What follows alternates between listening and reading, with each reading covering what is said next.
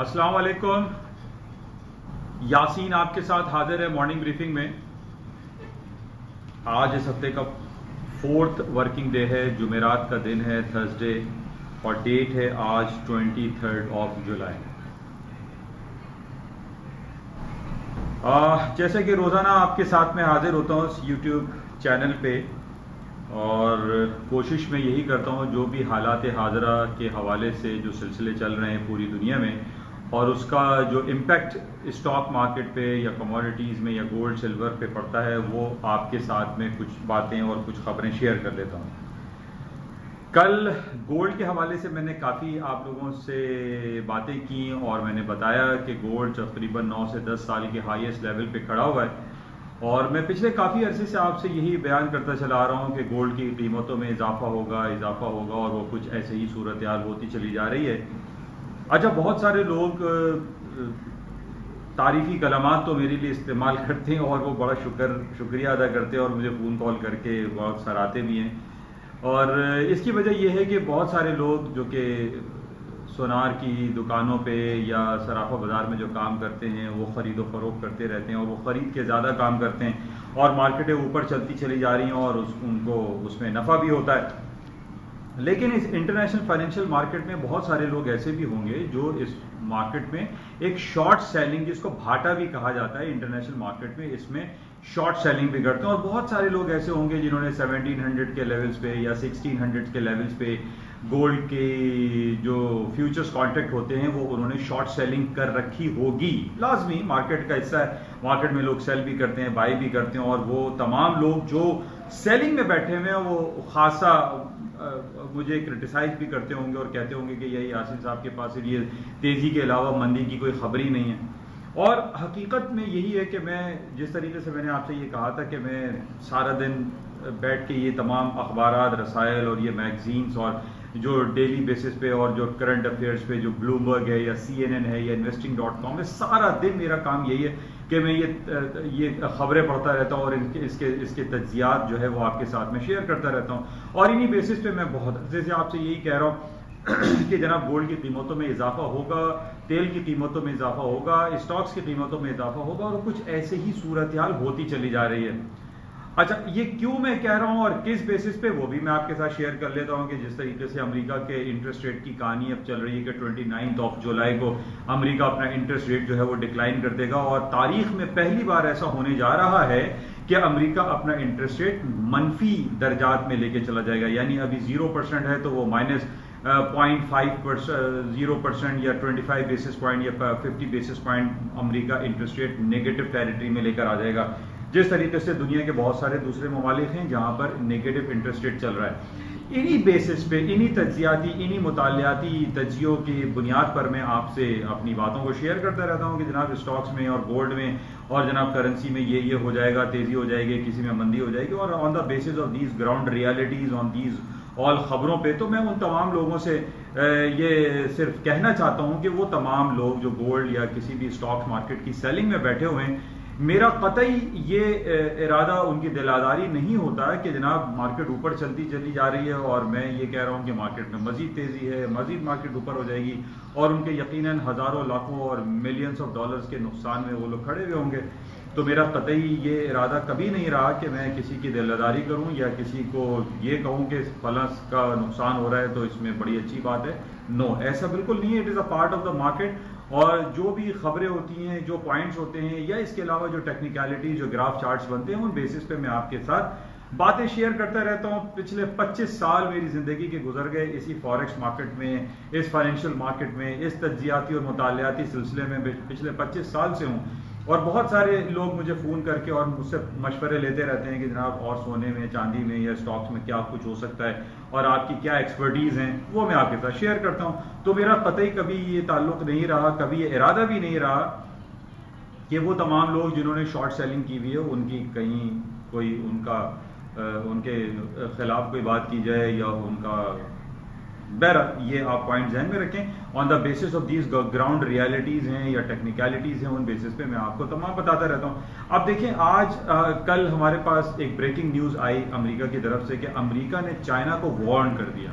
America ने Houston में जो इनका चाइना का जो कौंसल खाना है उसको 3 दिन का नोटिस दे दिया कि जनाब अमेरिका से चाइनीज चले जाएं और ये कौंसल खाना खाली कर दें और यहाँ पर वो अब नहीं रह सकते और वो अपने कौंसल खाने की जितनी भी कार्रवाई थी वो अब जारी व सारी नहीं रख सकेंगे। ये बड़ा नेगेटिव अमल है। अब देखिए, मैं आप लोगों को इन्हीं ग्राउंड रियलिटीज के बेसिस पे ये बताता रहता हूँ कि जनाब ये नेगेटिव खबर है। अमेरिका और चाइना के दरमियान जिस तरीके से आजकल चाइना जो है, अमेरिका जो है खास तौर पे एक हिस्टेरिया का शिकार हुआ है। अमेरिका चाइना के हवाले से एक चाइना फोबिया उसको हो चुका है। अमेरिका टोटली ट्रैप हो चुका है। अमेरिका टोटल यरगमाल हो चुका है। अमेरिका मुस्तकिल तौर पर परेशान हो चुका है और उसकी जितनी भी इंपोर्ट्स हैं, कमोडिटीज हैं या जितनी भी आइटम्स हैं वो चाइना के मरहूने मिन्नत है। अब चाइना नहीं तो अमेरिका नहीं। तो अमेरिका में मैंने आपसे कितनी बार ये बात बताई है कि अमेरिका में 80 to 90% जो इंपोर्ट्स हैं वो मेड इन चाइना के टैग लगी हुई चीजें हैं। चाहे वो कोई भी चीज हो, चाहे वो आपके डेली रोजमर्रा इस्तेमाल के मोबाइल फोन हो, टीवी सेट्स हो, फ्रिज रेफ्रिजरेटर्स हो या इवन जो क्रॉकरी आइटम है, वो तमाम मेड इन चाइना की चीजें लगी हुई हैं। न सिर्फ अमेरिका में बल्कि हम पाकिस्तान, इंडिया और ये अरब कंट्रीज में, यूरोपियन कंट्रीज में हम देखते हैं कि made in China, made in China, made in China, तमाम चीजें मेड इन चाइना की लगी हुई हैं। ये मेरे सामने जितनी भी चीजें रखी हुई हैं, मेरे पीछे टीवी लगा, ये सारी चीजें मेड इन चाइना।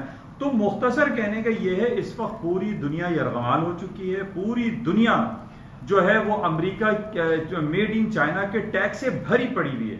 अब न सिर्फ हम इस जो टेंजिबल आइटम है इनकी बात करते हैं, बल्कि हम इनटेंजिबल जो सर्विसेज हैं जिसमें टेलीकम्युनिकेशन इंडस्ट्री का एक बहुत बड़ा बूम हम देख रहे हैं कि मेड इन चाइना के साथ वो चल रहा है और उसमें सरे फहरिस्त चल रहा है 5G technology, 5th generation technology, जिसपे अमेरिका में इजाजत दी गई थी कि जनाब 5G टेक्नोलॉजी पे चाइना काम करेगा, लेकिन उसमें बहुत सारी लिमिटेशंस मौजूद हैं।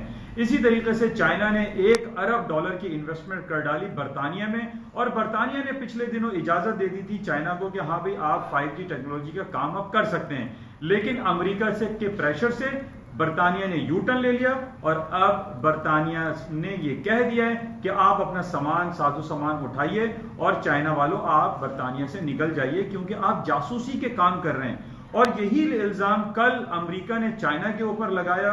ह्यूस्टन के कौंसल खाने को बंद करने का उन्होंने ऑर्डर जारी कर दिया और यह कहा कि 3 दिन के अंदर चाइनीज जो है यहां से चले जाएं, हट जाएं, क्योंकि इनके ऊपर यह इल्जाम है कि वो यहां अमेरिका में बैठ के जासूसी के काम कर रहे हैं, जिसको अंग्रेजी में एस्पियोनेज या स्पाइंग वर्क कहा जाता है। तो मुख्तसर कहने का यह है कि ये सारी जब हम नेगेटिव खबरों को कंपाइल करते हैं तो हम ये देखते हैं कि सोने की कीमतों में इजाफा हो जाता है। अच्छा, अब यही हो रहा है। आज भी आप देख लीजिए तकरीबन 10 साल की बुलंद तरीन सतह पर सोना $1878 पर आउंस तक आ चुका है। अब इसका जो लाइफ हाई है, जो हिस्ट्री हाई है 1923, वो दूर नहीं है, $50, $40-50 की दूरी है। माइट पॉसिबल कि आज ही कोई नया सिलसिला अमेरिका और चाइना के दरमियान फूट पड़े और सोने की कीमतें दोबारा ऊपर चली जाएं। अच्छा, इन नेगेटिव खबरों के साथ साथ मैं बहुत सारी बातें आपसे ये करता रहता हूं कि जनाब जो अरब कंट्रीज में जो हालात व वाक़यात हैं, इसराइल और फ़लस्तीन का जो मसला है, इसी तरीके से सऊदी अरब और यमन में जो बॉर्डर पे खलफशार रहती है, डेली बेसिस पे सैकड़ों लोग वहां मार दिए जाते हैं, छोटे बच्चे, औरतें, बूढ़े, ज़ईफ लोगों को मार दिया जाता है। सिविल वॉर वाली कैफियत चल रही है सऊदी अरब और यमन के बॉर्डर्स पे। और इसी तरीके से हम देख रहे हैं कि इसराइल है, सीरिया है, फ़लस्तीन है या लेबनान है। अभी ताज़ा तरीन 2-3 दिनों से हमारे पास आर्मीनिया और अज़रबैजान की नेगेटिव खबर है, मिस्र और लीबिया की नेगेटिव खबर है। तो इन तमाम खबरों को जब आप कंपाइल करते हैं, प्लस ये जो खबर हमारे पास चल रही है कि 29 तारीख को 29 जुलाई को अमेरिका अपना इंटरेस्ट रेट तारीख में पहली बार नेगेटिव टेरिटरी में ले जाएगा, तो इन तमाम बेसिस पे हम क्या, मैं ये तो नहीं कह सकता कि सोना नीचे आ जाएगा, सोना गिर जाएगा, सोने की कीमतें नीचे आ जाएंगी। मैं हाउ कैन आई से, तो मैं उन तमाम लोगों को जो शॉर्ट सेलिंग में बैठे हुए होते हैं, मेरा मकसद बिल्कुल कतई तौर पे ये नहीं है कि उनके अगेंस्ट में मैं कोई कमेंट दूं। मैं किसी के मैं अनबायस रहते हुए तमाम ये बातें करता हूँ, ये तमाम एनालिसिस में कर रहा होता हूँ। तो इसमें वो तमाम लोग जो शॉर्ट सेलिंग में बैठे हैं वो प्लीज उसको माइंड ना किया करें।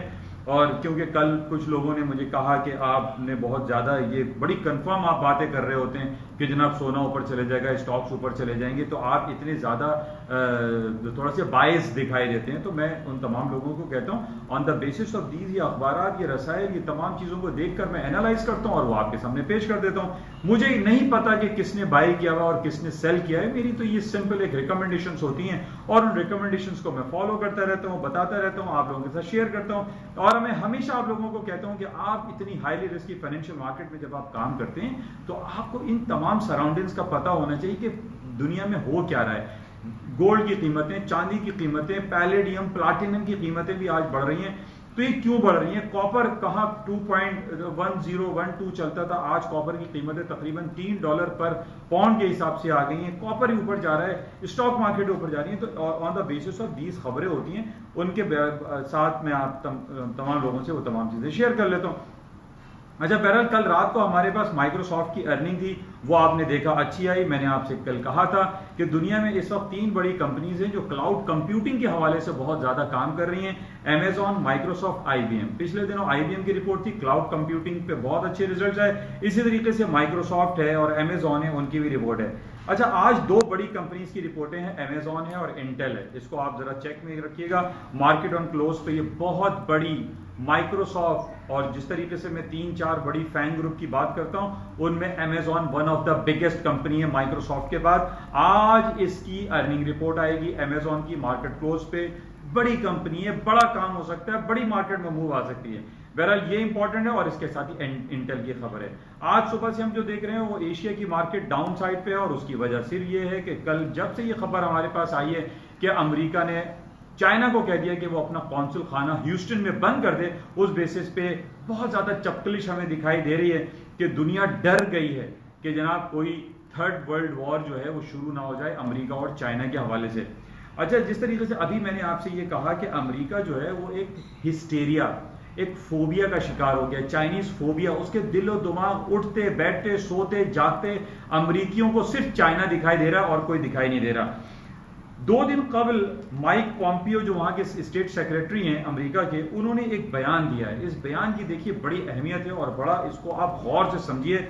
आज से 75 ईयर्स बैक, यानी जब सेकेंड वर्ल्ड वॉर हुई थी, एडोल्फ हिटलर ने पूरे यूरोप को तबाह व बर्बाद कर दिया था। तकरीबन 7 करोड़ लोगों को उसने कत्ले आम कर दिया था। एडोल्फ हिटलर की मैं बात कर रहा हूं। एडोल्फ हिटलर को अगर ना मारा जाता या उसको खत्म ना किया जाता तो आज दुनिया में सुप्रीम पावर जो होता वो जर्मनी होता। तो बहरहाल बैक इन 1940s में एक कोएलिशन पार्टनर्स हुए थे, एक पूरे बर्तानिया, अमेरिका, रूस, फ्रांस, ये तमाम मुल्क मिलकर एक अलाइड फोर्सेस बनाई गई थी अगेंस्ट एडोल्फ हिटलर। और एडोल्फ हिटलर के खिलाफ पूरी दुनिया यकजा हो गई थी और उन्होंने डट कर मुकाबला किया और एडोल्फ हिटलर को घुटने टेकने पड़े। वो भाग गया, चला गया और 7 करोड़ लोगों को कत्लेआम करवा दिया उसने। उसके बाद जर्मनी हार गया सेकेंड वर्ल्ड वॉर में और अमेरिका, या आप कह लीजिए कि जो अलाइड फोर्सेस थी वो जीत गई। परसों का बयान है, माइक पॉम्पियो ने यह बयान दिया है, सेकेंड वर्ल्ड वॉर की मुमासलत से मैं बात कर रहा हूं, और माइक पॉम्पियो ने कहा है कि हमें एक कोएलिशन बनाना चाहिए अगेंस्ट चाइना। उसने बर्तानिया को बोला है, यूरोपियन यूनियन को बोला है, उसने रूस को कहा है, उसने और तमाम कुव्वतों को यह कहा है कि चाइना जिस तरीके से पूरी दुनिया में सरायत करता चला जा रहा है, पूरी दुनिया में जिस तरीके से टेंजेबल और इनटेंजेबल आइटम्स के हवाले से चाइना पूरी दुनिया में घुस चुका है, इसको हमें खत्म करना पड़ेगा। ये कौन कह रहा है? अमेरिका के state secretary mister Mike Pompeo ये बात कर रहे हैं। क्योंकि मैं आपसे यही कह रहा हूं कि अमेरिका के जहनों में जो है वो 24 घंटे चाइना दिखाई दे रहा है। चाइना चाइना चाइना, चाइना से हट ही नहीं रहे।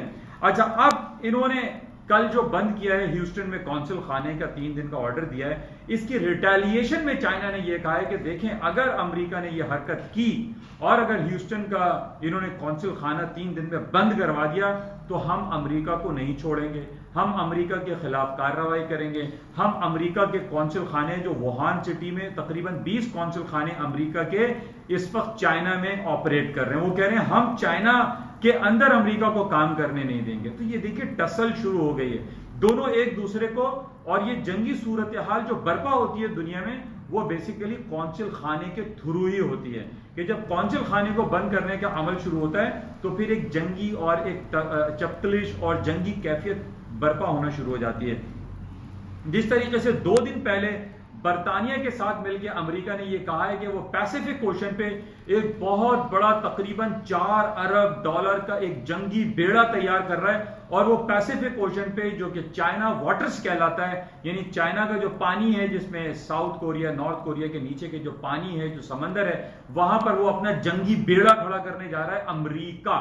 तो देखिए ये इतनी बड़ी बड़ी बातें हैं जिसके दूररस नताइज बड़े भयानक हो सकते हैं। बहरहाल अभी हम ये नहीं कह सकते कि इन खबरों पे और इन बातों पे स्टॉक मार्केटें नीचे आ जाएंगी, ऐसा मुमकिन नहीं है। और आज भी इस वक्त हम देख रहे हैं कि यूरोप की मार्केट और अमेरिका के जो फ्यूचर्स हैं, S&P, डाउ जोन्स, नैस्डैक, वो पॉजिटिव हैं, प्लस में हैं, ग्रीन टेरिटरी में खड़े हुए हैं। सिर्फ कौंसिल खाने के बंद करने की खबरों पे स्टॉक मार्केटों में क्रैश फॉल डाउन नहीं आ सकता।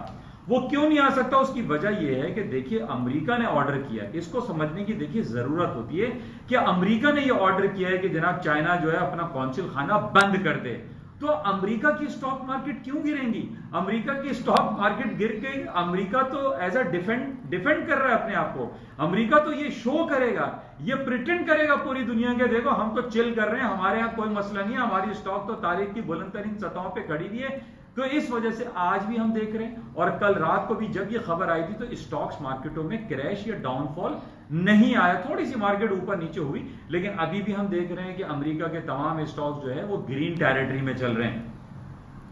और अभी भी जो खबर हमारे पास है उसमें कोई ऐसी नेगेटिव नहीं है कि हम ये आपसे कहना शुरू कर दें कि जनाब स्टॉक मार्केटें गिर जाएंगी। स्टॉक मार्केटों को गिरने के लिए कुछ ग्राउंड्स बनाने पड़ेंगे, कुछ ग्राउंड रियलिटीज चाहिए, कोई बैड खबरें चाहिए, कोई बैड जो है इंडिकेटर्स चाहिए, उनका जीडीपी खराब हो जाए, उनका होम सेल्स खराब हो जाए, उनकी जॉब रिपोर्टें खराब हो जाएं, वो तो सारी अच्छी चल रही हैं। तो इसमें हम अभी ये कबल अज़ वक्त होगा कि हम ये कहें कि जनाब कौंसिल खाने के बंद होने पे स्टॉक मार्केट क्रैश हो जाएंगी, ऐसा मुमकिन नहीं है।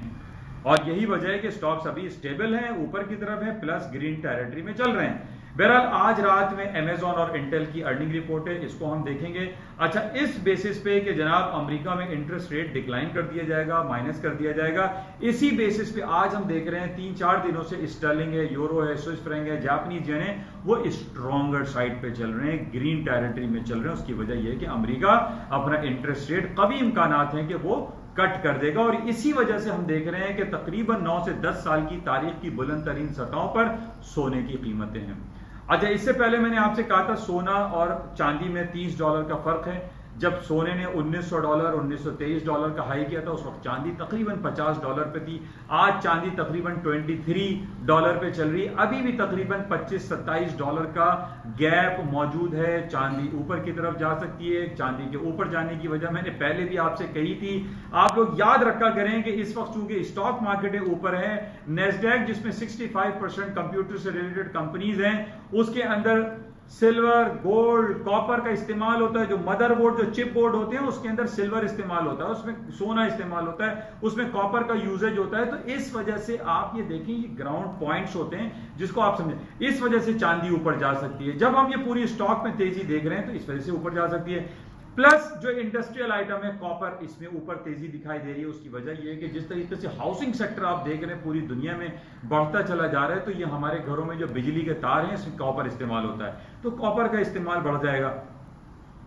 तो ये पॉइंट्स हैं, और इसके साथ ही तेल की कीमतें मुस्तकिल ऊपर जा रही हैं, तकरीबन 5 महीने की 4 से 5 महीने की बुलंद तरीन सतहों पर है। मैं बहुत दिनों से आपसे ये कहता रहा कि तेल की कीमतों में इजाफा हो जाएगा, और अब हो रहा है। टेक्निकली इसका $41 का लेवल था, $41 टेक्निकल ग्राउंड पे मार्केट टूट चुकी है, इस वक्त $42 पे मार्केट चल रही है। और जिस तरीके से हमारे पास ओपेक की प्रोडक्शन कट की खबरें मौजूद हैं कि 31 जुलाई को प्रोडक्शन कट कर दी जाएगी और 2 मिलियन बैरल प्रोडक्शन कट होगी, जिसकी वजह से तेल की फरावानी में कमी वाक़ई होगी और मार्केट क्रंच हो सकता है, जिसकी वजह से तेल की कीमतों में इजाफा मुमकिन है।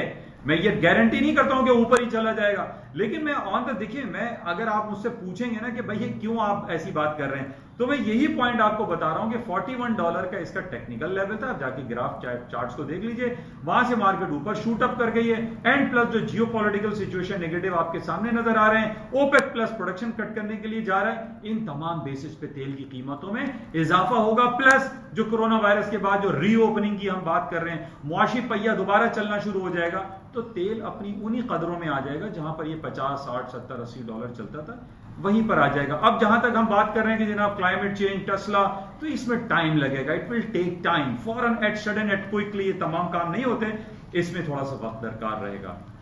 बहरहाल ये तमाम बातें थी जो आज मैंने आपके साथ शेयर कर ली। उम्मीद है कि आप इसको सराहते होंगे और इसको पॉजिटिवली लेते होंगे, और मैं तमाम लोगों के लिए दुआ गो हूं, चाहे वो सेलिंग में हो, बाइंग में हो, आप एक स्ट्रैटेजी, एक प्लान बना के इस फाइनेंशियल मार्केट में ट्रेड करें without risk, without losses, small losses, मैं बड़े लॉस की बात नहीं करूंगा, उनके साथ ही आप अपने पोर्टफोलियो को प्रॉपरली मैनेज कर सकते हैं। सिर्फ दुआओं पे आप ट्रेड ना करें कि जनाब बाय कर लिया या सेल कर लिया और फिर दुआ मांगने के लिए बैठ गए। इन दुआओं से मार्केट नहीं चलती, ये तमाम लोगों को मैं बारहा ये बातें बताता रहता हूं। इंशाल्लाह राब्ते में रहेंगे, और आपसे जाते हुए ये गुजारिश है कि इस यूट्यूब चैनल को प्लीज सब्सक्राइब करें, लाइक करें, शेयर करें।